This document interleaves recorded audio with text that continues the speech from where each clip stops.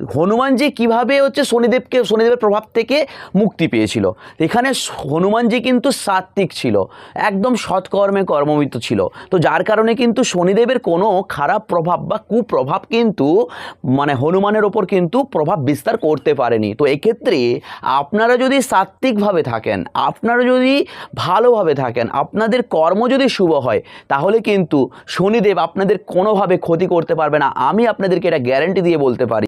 নমস্কার দর্শক বন্ধুরা, আজকের আপনাদের সামনে আলোচনা করছি শনির বক্রতা নিয়ে। হ্যাঁ দর্শক বন্ধু, শনি হচ্ছে 2025-এর 13ই জুলাই বক্রি হচ্ছে, মীন রাশিতে ট্রানজিট করেছিল এই বছর। তো এই বছরই কিন্তু আবার প্রথম কিন্তু বক্রি হচ্ছে।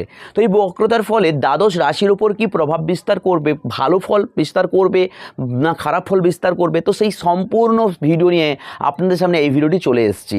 তো ভালো হলে কি করবেন আর খারাপ হলেও কি করবেন সম্পূর্ণ কিন্তু আমি এখানে বলে যাব দর্শক বন্ধু। তাই ভিডিওটি না স্কিপ করে আপনারা কিন্তু এই ভিডিওটি দেখতে থাকুন। দর্শক বন্ধু, শনির কথা শুনে আপনাদের মনে একটা ভয় ভীতি ইত্যাদি চলে আসছে। আমি এখানে আপনাদেরকে একটা কথা বলে রাখি, শনিকে ভয় পাওয়ার দরকার নেই। কেন, এবার আপনাদেরকে বলি। এখানে দর্শক বন্ধু, আপনারা নিশ্চয়ই ভিডিওতে দেখেছেন শনি এবং হনুমানের কাহিনীটি। তো হনুমান কিন্তু রামব্রততে কিন্তু ব্রত ছিলেন, ওনার মনে কিন্তু রামের নাম সবসময়ের জন্য ছিল।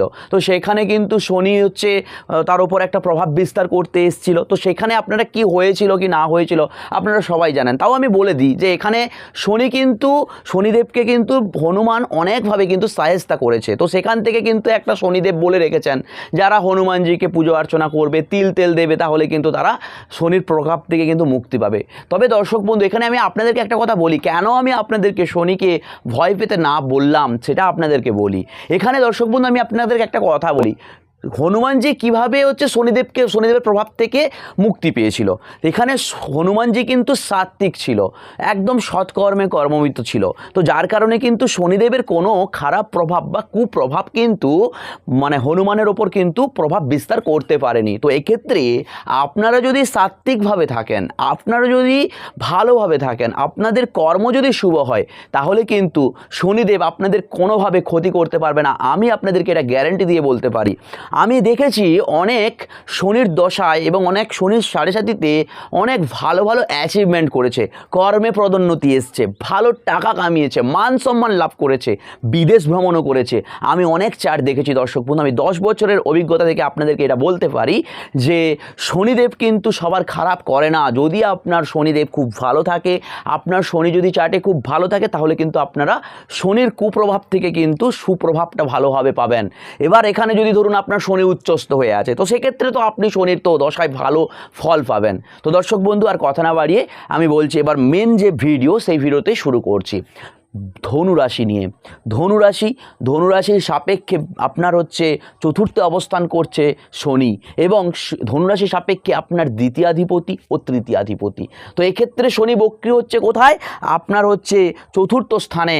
তো সেক্ষেত্রে কিন্তু আপনার পারিবারিক দিকটা একটা প্রবলেম আমি দেখতে পাচ্ছি, পারিবারিক দিক থেকে কোনো সমস্যা, এবং আপনার সঞ্চিত অর্থ নাশ হয়ে যাওয়ার সম্ভাবনা দেখা যাচ্ছে দর্শক বন্ধু। সঞ্চয় স্থানটা আপনাদের একটা প্রবলেমের মধ্যে পড়তে পারে। তো এক্ষেত্রে আপনারা দেখে শুনে খরচাপাতি করবেন, খরচার হাতটা বাড়তে পারে দর্শক বন্ধু। এবং আপনার মায়ের কোনো শারীরিক প্রবলেম আসতে পারে, মায়ের কোনো শারীরিক দিকটা কোনো গণ্ডগোল কিন্তু দেখা দিতে পারে। এবং আপনার ভাই বোনেদের সাথেও কিন্তু কোনো ঝামেলা ঝঞ্ঝাট, ভাই বোনের শারীরিক প্রবলেম ইত্যাদি কিন্তু আসতে পারে। তো এই ব্যবসা ক্ষেত্রে আপনাদের ভালো আমি দেখতে পাচ্ছি, ব্যবসার দিকটা আপনাদের কিন্তু খুব ভালো জায়গায় যেতে পারে, আমি এটা কিন্তু দেখতে পাচ্ছি দর্শক বন্ধু। কর্মস্থান কিন্তু ভালো আমি দেখতে পাচ্ছি, মাঝে মধ্যে একটু প্রবলেম আসতে পারে, যদি কোনো আসে তাহলে কিন্তু আপনারা অবশ্যই কোনো ভালো অ্যাস্ট্রোলজারের পরামর্শ গ্রহণ করবেন। এবং আপনারা তারা মায়ের একটা মন্ত্র জপ করুন, তারা মায়ের কাছে পুজো অর্চনা দিন। অবশ্যই কিন্তু আপনারা এই শনির প্রকোপ থেকে কুপ্রভাব থেকে কিন্তু ভালো ফলে কিন্তু প্রবণতা পেতে পারেন। এবং যদি মনে হয় আপনাদেরকে যে আমাকে একবার আপনার কোষ্ঠীটা দেখিয়ে নেবেন, অবশ্যই কিন্তু আপনারা কমেন্ট বক্সে কমেন্ট করতে পারেন। এবং আপনারা কিন্তু আমার যে মোবাইল নাম্বারটি দেওয়া আছে, ওই মোবাইল নাম্বারে কিন্তু আপনাদের ডেট অফ বার্থটা হচ্ছে প্রদান করে আপনারা কিন্তু আপনাদের যে কোষ্ঠীটা দেখিয়ে একবার নিতে পারেন।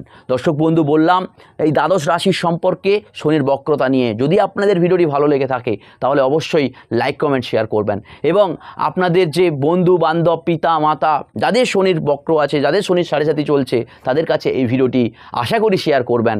চলে আসবো পরবর্তী ভিডিওতে, ততক্ষণ আপনারা অবশ্যই ভালো থাকুন, সুস্থ থাকুন। ধন্যবাদ।